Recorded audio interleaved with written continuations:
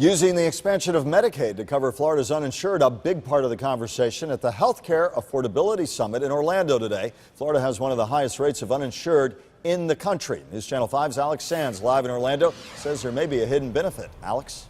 Some of the biggest names in Medicaid and rather in healthcare reform are at the summit here in Orlando, Michael. And they say, yes, Medicaid expansion may be controversial, it may be expensive, but step back and look at the big picture. They say the long-term benefits of it may outweigh all of that. They're around us everywhere we go. 4 million people across Florida without health insurance. Curtis Mejito doesn't have Medicaid, but he may be eligible in the coming year.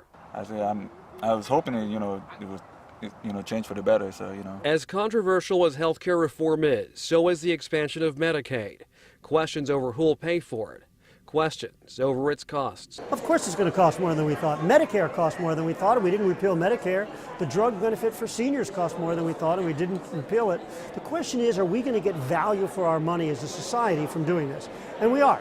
A growing number of economists peg the cost at just over $5 billion over the next 10 years, enough to cover a quarter of a state's uninsured. There are critics. Healthcare providers say there's also the big picture.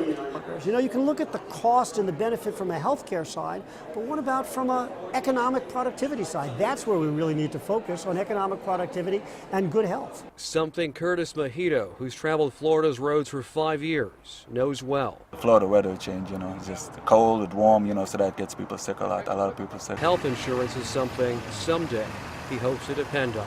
Past week going over ways to get more people covered here in Florida while controlling costs across the state. The expansion's coming, and the question is, how many people eventually get covered? Part of the answer for that may still be up in the air.